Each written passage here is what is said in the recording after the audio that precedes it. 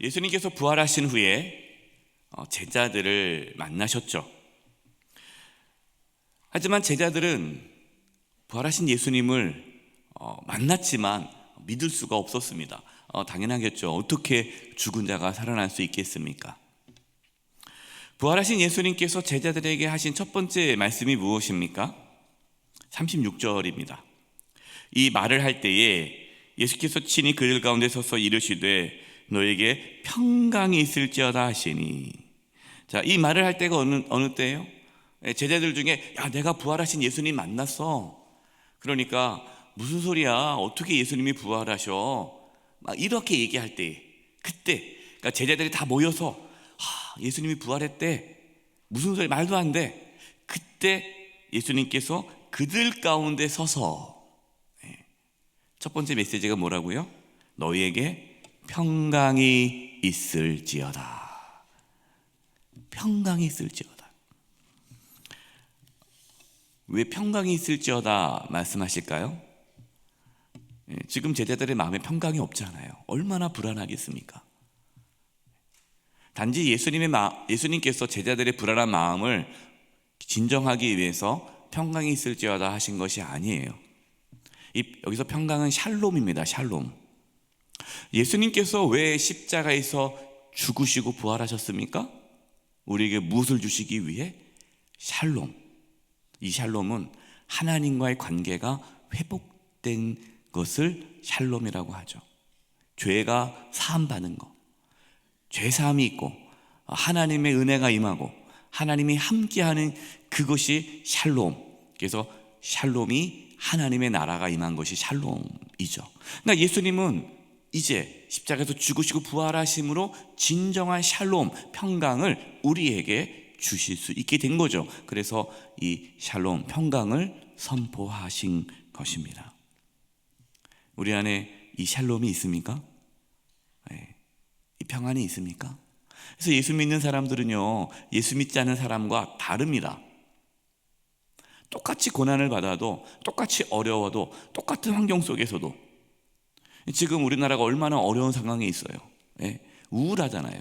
뉴스 보면은 뭐 기쁜 일이 없잖아요. 얼마나 가슴 아픈 일들이 계속 일어납니까? 그러면 세상 사람들은 평강이 없죠. 환경에 따라서 평강이 있는데 환경이 평강하지 않으니까 모이면은 불평하고 원망하고 비난하고 정죄하고. 근데 그리스도인은 그러면 안 되죠. 우리 안에 평강이 있는 거예요. 세상이 줄 수 없는 평강, 평안. 물론 우리가 뭐 세상과 동떨어져서 그냥 나는 평안하다 그냥 이렇게 비현실적으로 살라는 것이 아닙니다. 그러나 우리 안에는 부활하신 예수님이 함께 하시기 때문에 세상이 알 수 없는 평강이 있죠.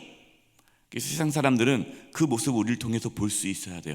야, 어떻게 당신은 이렇게 평안할 수가 있어? 어떻게 당신은 그렇게 늘 기쁨이 가득해? 내 안에 부활하신 예수님이 계셔서 내 안에 평강이 있습니다. 예수님 믿으시고 이 평강을 누릴 수 있기를 바랍니다.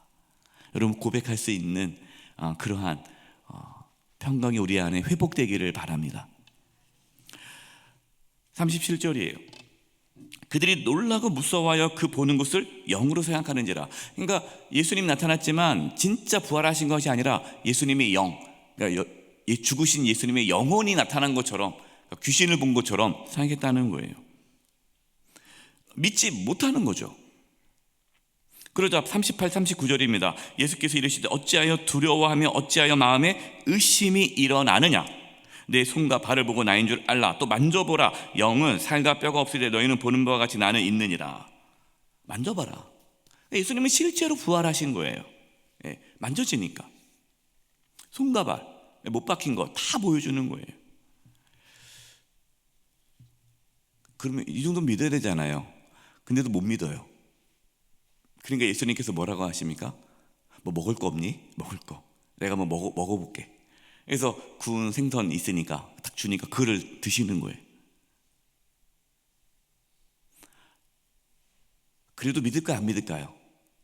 그래도 안 믿어요. 왜 안 믿을까요? 믿음은요, 내가 보았다고 해서, 내가 손으로 만지고 느꼈다고 해서 믿음이 생기는 게 아닙니다. 성경에서 말하는 예수 그리스도의 믿음, 하나님에 대한 믿음, 그 예수 그리스도의 죽으심과 부활에 대한 믿음, 그 구원에 대한 믿음은요, 눈으로 보고 귀로 듣고 손으로 만지는 그것을 통해서 주어지지가 않아요. 많은 분들이 그렇게 얘기합니다. 목사님, 저도요 뭔가 꿈에서 한번 예수님 만나면 제가 잘 믿을 텐데.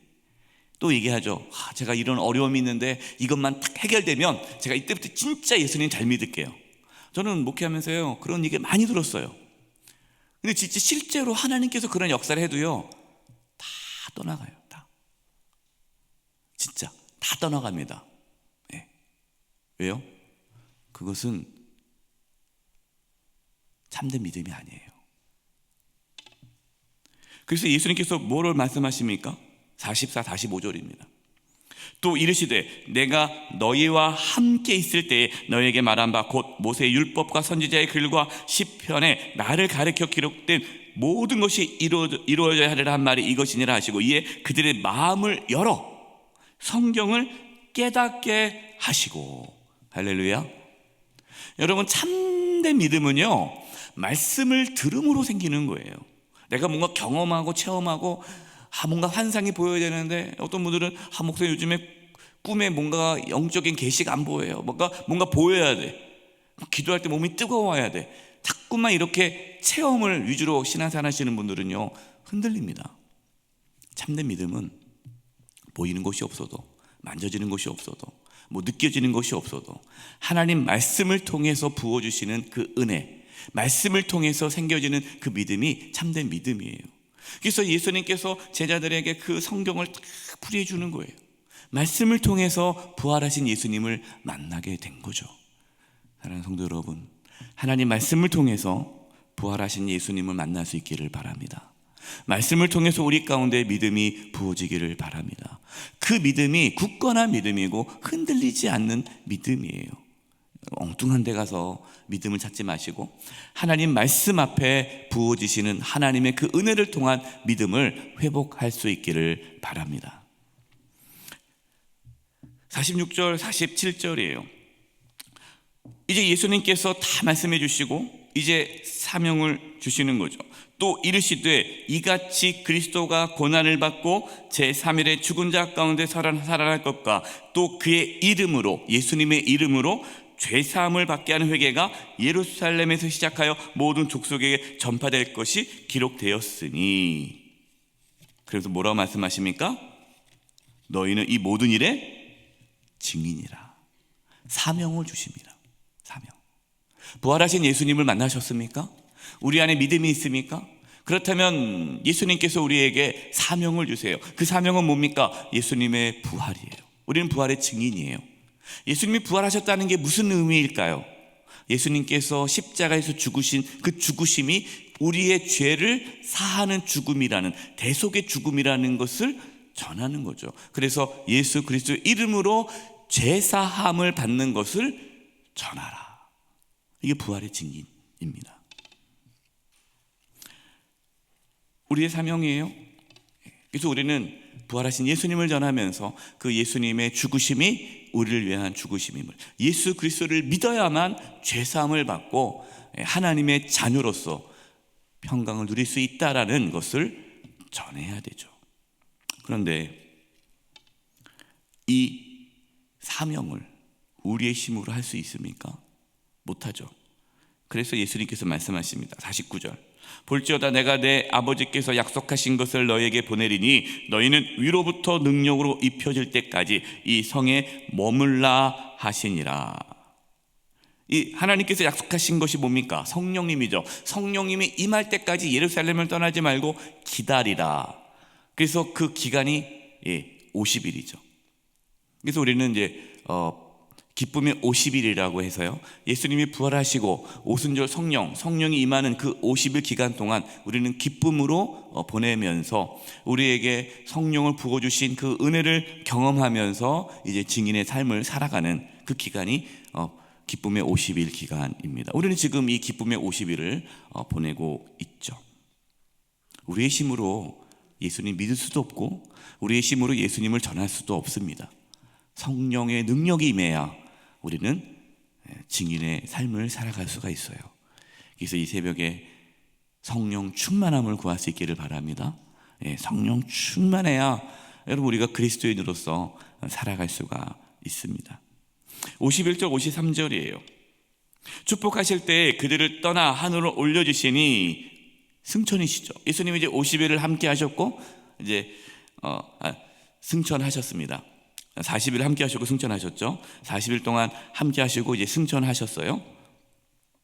그들이 그에게 경배하고 큰 기쁨으로 예루살렘으로 돌아가 늘 성전에서 하나님을 찬송하니라. 제자들이 바뀌었죠. 그전에는 부활하신 예수님 만나기 전에는 두려움에 사로잡혔는데 이제 부활하신 예수님 만나고 깨닫고 이제 예수님이 하늘로 올라가신 후에 이제 열흘 동안 제자들끼리 모여서 기도하면서 찬양하면서 약속하신 성령을 기쁨으로 기다리는 이 모습. 제자들이 처한 상황은 하나도 바뀌지 않았어요. 하지만 그들에게는 기쁨이 가득합니다. 저와 여러분에게도 이 은혜가 있기를 바랍니다. 기쁨이 가득하기를 바라요. 평강이 가득하기를 바라요. 그리고 우리는 이제 주님 오심을 기다리고 있지 않습니까? 성령이 우리 가운데 이제 임하셨고 우리는 이제는 재림 예수, 다시 오실 예수님을 기다리는 중이에요. 그래서 다시 오실 예수님을 기다리면서 기쁨으로 또 하루하루 주님과 부활하신 주님과 또 살아가는 저와 여러분 되시기를 주님의 이름으로 축원드립니다. 이제 우리 합심해서 기도하겠습니다. 기도할 것은 하나님 우리에게 사명을 주셨는데 부활의 증인으로서 또 예수 그리스도의 이름으로 죄사함이 있다. 이 죄사함의 은혜에 대한 증인으로서 살아가게 해주시고 우리에게 성령의 충만함을 주시옵소서. 주님 다시 오시는 그날까지 우리가 이제 성령 충만함 가운데 기쁨으로 살아가게 해 주시옵소서. 우리 부문로 합심의 통성으로 기도하겠습니다.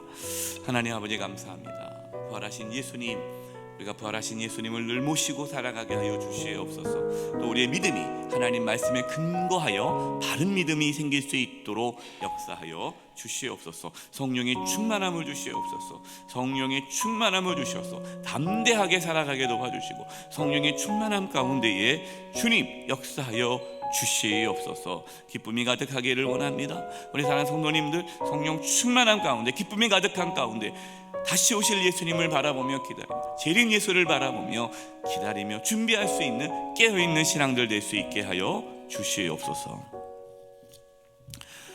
할렐루야 감사합니다. 저희들 부활하신 예수님과 함께 늘 동행하게 도와주시고 우리 안에 부활의 기쁨이 가득 차게 도와주시고 세상이 줄 수 없는 평안과 기쁨이 충만케 하여 주시옵소서. 우리에게 주신 사명 예수 그리스도의 증인의 삶을 살아갈 수 있게 하여 주시옵소서. 주님 오심을 준비하며 기다리며 맞이하게 하여 주시옵소서. 예수님의 이름으로 기도드립니다. 아멘.